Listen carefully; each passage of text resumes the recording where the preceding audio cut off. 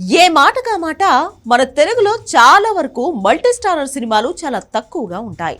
ఒకప్పుడు తెలుగులో multi starrer సినిమాలు ఎక్కువగా వచ్చాయి. ఎన్టీఆర్ ఏఎన్ఆర్ కాంబినేషన్ లో వచ్చిన సినిమాలకు చాలా మంచి క్రేజ్ ఉండేది. ఆ తర్వాత శోభన్ బాబు కృష్ణ కాంబినేషన్ లో వచ్చిన కొన్ని సినిమాలు కూడా చాలా బాగా ఆకట్టుకున్నాయి.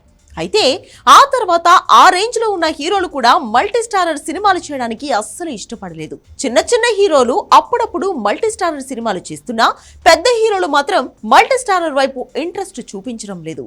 తెలుగు సినిమాలో RRR మాత్రమే స్టార్ హీరోల నుంచి వచ్చిన మల్టీ స్టారర్ మూవీ. దాదాపు 37 ఏళ్ల తర్వాత స్టార్ హీరోలు ఇద్దరు కలిసి నటించారు.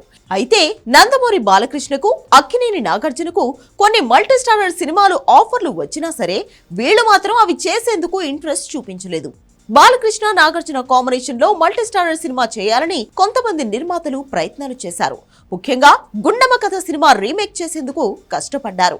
అయితే అది ముందుకు వెళ్లలేదు. ఇక బాలకృష్ణ నాగార్జున అప్పట్లో బాగా ఫేమస్ అయిన స్టార్ డైరెక్టర్ తో ఒక మల్టీ స్టారర్ సినిమా చేయాలనుకుని కూడా వెనకడుగు వేశారు. ఇక చిరంజీవి బాలకృష్ణ కాంబినేషన్ లో కూడా ఒక మల్టీ స్టారర్ సినిమా వస్తుందని అప్పట్లో ఊహాగానాలు వచ్చాయి. కానీ ఇది కూడా ముందుకు వెళ్లలేదు.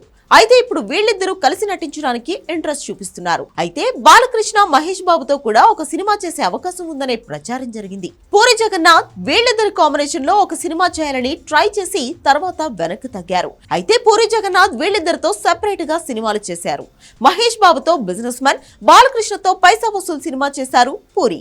ఇక వీళ్ళిద్దరి కోసం పూరి ఒక కథ రాసుకున్నా సరే వాళ్ళిద్దరూ మాత్రం నటించడానికి ఇంట్రెస్ట్ చూపించలేదు. స్టోరీ లైన్ అంత ఎఫెక్టివ్ గా లేకపోవడంతో వాళ్ళిద్దరూ వెనక్కి తగ్గారని ప్రచారం జరిగింది. ఇక బాలయ్య కెరియర్ లో సూపర్ హిట్ సినిమాల్లో ఒకటిగా నిలిచిన ఆదిత్య 369 సినిమాలో కూడా తెనాలి రామకృష్ణ పాత్రకు కమల్ హాసన్ అయితే బాగుంటుందని మేకర్స్ ప్లాన్ చేశారు. అయితే అప్పట్లో కమల్ హాసన్ బిజీగా ఉండడం వల్ల బాలయ్య సినిమాలో నటించలేకపోయారు. ఇక ప్రస్తుతం రజనీకాంత్ సినిమా జైలర్ సీక్వెల్ లో ఒక కీలక పాత్రలో బాలయ్య నటిస్తున్నట్లు వార్తలు వస్తున్నాయి.